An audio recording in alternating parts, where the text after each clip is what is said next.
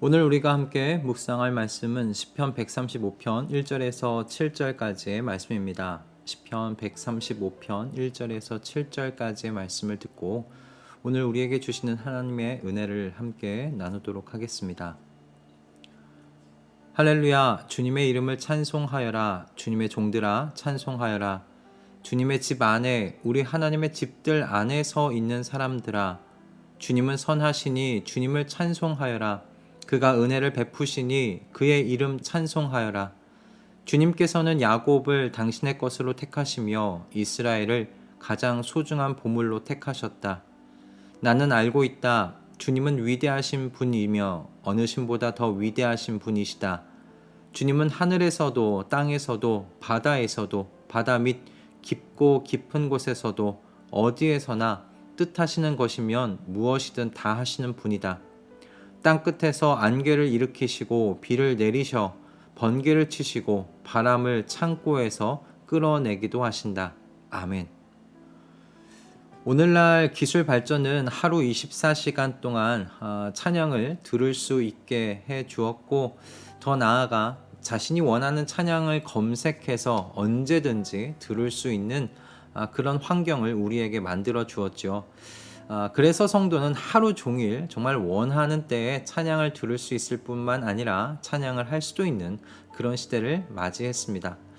물론 좋게 생각할 수도 있겠지만 한편으로는 일반 대중음악이 소비되고 있는 것처럼 찬양 또한 그렇게 소비되고 있는 건 아닌가 하는 그런 생각이 들더라고요. 소비되는 찬양에 대해서 생각해 볼 때 이런 류의 찬양은 그 주인공이 언제나 나라는 사실을 좀 생각해 보게 되었습니다. 멜로디가 내 취향이거나 가사가 내 마음을 뭉클하게 만들어서 그 찬양을 좋아하게 되는 것이죠. 즉, 나의 만족이 찬양을 듣고 하게 하는 이유가 되는 거예요. 이런 흐름 위에 있다면 저는 참 좀 위험한 상태에 직면해 있다라는 생각이 들었습니다.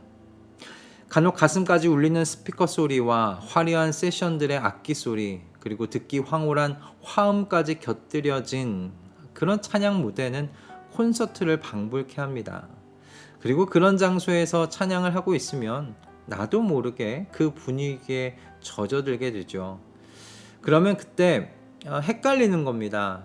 나 같은 죄인을 구원하시고 복되게 하신 하나님께서 나의 이 찬양의 대상이 되시는가, 주인이 되시는가, 아니면 제가 그 분위기를 좋아하여 빠져드는 것인가 하는 거죠.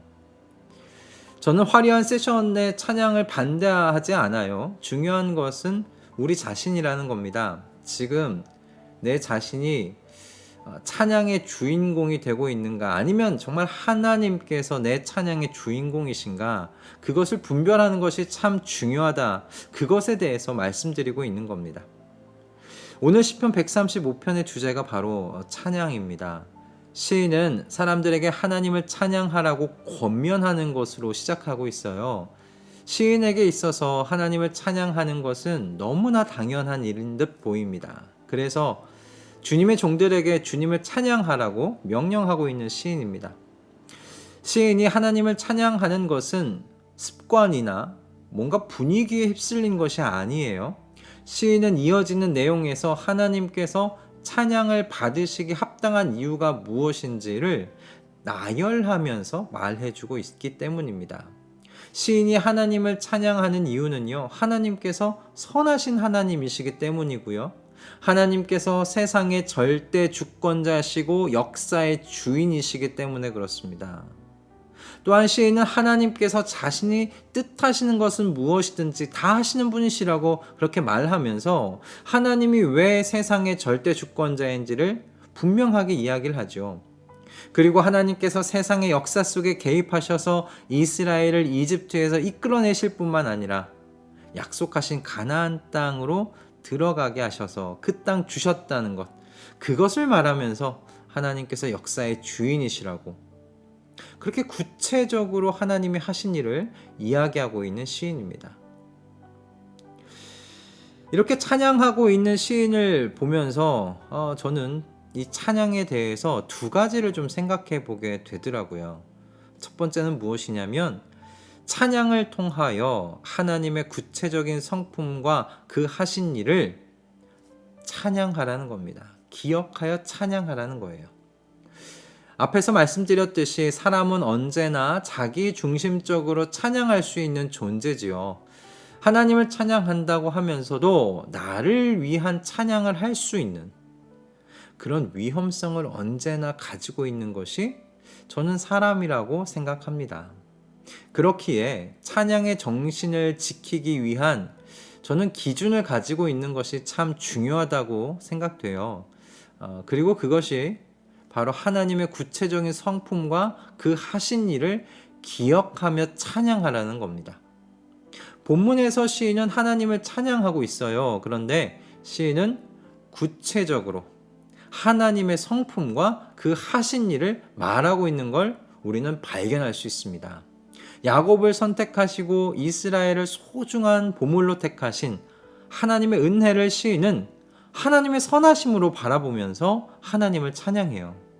창조주이실 뿐만 아니라 역사의 주관자 되시는 유일무이하신 하나님을 시인은 바라보면서 찬양하고 있지요. 이와 같은 찬양에 대한 시인의 자세를 우리가 나의 것으로 가질 필요가 있다고 생각했습니다. 찬양할 때 그 가사를 통해 찬양받으시기 합당한 하나님의 구체적인 성품과 그 하신 일들 하나하나를 떠올리며 하나님을 찬양하는 우리 모두가 되기를 주님의 이름으로 축원드립니다. 시인의 찬양을 보며 생각하게 된 두 번째는요, 여러분, 찬양의 뿌리는 언제나 하나님이시라는 거예요. 그리고 그렇게 하나님께서 찬양의 시발점, 찬양의 뿌리가 되실 때요, 우리는 능동적으로 찬양에 임할 수 있어요. 구원받은 성도의 특징 중에 하나는요, 그 입술에서 찬양이 흘러나온다는 겁니다. 왜요? 하나님을 묵상하고 생각하면 찬양이 나오지 않을 수 없기 때문이에요. 만약 한 주 동안 내가 우리 자신이 찬양과는 거리를 두고 지내다가 주일에 예배당에서 진행되는 찬양대의 화려한 찬양에 반응하고 있다면 우리 자신을 좀 살펴볼 필요가 있어요. 또는 정말 찬양과는 한 주간 거리가 먼 생활을 내가 하고 있다면 우리의 삶의 자리를 좀 살펴볼 필요가 있다 말씀드리고 싶습니다. 시인이 하나님께서 찬양을 받으시기 합당한 하나님이심을 고백하고 있는 오늘 시편의 내용은요, 시인이 얼마나 하나님을 깊이 묵상하고 있는지를 우리에게 잘 보여주고 있는 내용입니다. 자신의 동족을 생각해 볼 때 하나님의 특별한 소유로 삼으실 만한 그런 구석이 보이지 않음에도 불구하고 소중한 보물처럼 여겨주시는 것, 시인이 볼 때 그거 은혜라는 거예요. 그리고 그렇게 은혜를 베푸시는 하나님의 선하심을 시인은 찬양하지 않을 수가 없었던 거죠. 하나님을 생각하고 묵상하면 찬양이 나오지 않을 수가 없어요. 오늘 본문의 시인처럼 말이죠. 그래서 하나님께서 성도의 찬양의 시발점이자 뿌리가 되시는 겁니다. 죄인 중에 괴수인 우리를 사랑하사 자기 몸을 내어주신 하나님의 아들 그 예수 그리스도를 생각할 때 여러분, 그 은혜와 사랑에 우리의 입술이 열려 찬양이 나오지 않을 수 없지 않습니까? 어두운 우리의 인생을 구경만 하지 않으시고 찾아오셔서 동행하여 주신 내 인생 속에 펼쳐져 있는 하나님의 발자취를 기억할 때마다 감사와 감격으로 우리 입술에서 찬양이 흘러나오게 되잖아요. 하나님께서 주신 여러분, 그러므로 말씀을 매일 가까이 하시면서요, 우리를 향하신 하나님의 사랑과 은혜, 그리고 자비와 긍휼을 기억하면서 감사와 감격으로 매일 아침마다 찬양하는 우리 모두가 되기를 축원드립니다. 그래서 내가 아닌 하나님께서 찬양의 주인공이신 이 기쁨의 찬양으로 매일 오전을 여시는 우리 모든 성도님들 다 되시길 주님의 이름으로 축원드립니다. 할렐루야. 기도하겠습니다. 주님, 오늘 말씀을 통해 우리의 찬양을 살펴보게, 생각해보게 해주셔서 감사합니다. 정말 하루 24시간을 찬양으로 가득 채울 수 있는 그런 시대를 우리가 살아가고 있습니다. 그러나 그렇게 찬양을 듣고 부르는 모든 그 시간의 주인공이 하나님이셨는가? 그렇지 않았던 저의 모습을 회개합니다. 주님, 우리의 찬양이 하나님의 구체적인 성품과 그 하신 일을 노래하는 찬양 되게 하여 주시옵소서. 우리의 찬양의 뿌리가 주님이 되시기를 원하오니 주님을 더욱 깊이 생각하고 묵상하는 영적 습관의 자리를 갖도록 인도하여 주시옵소서.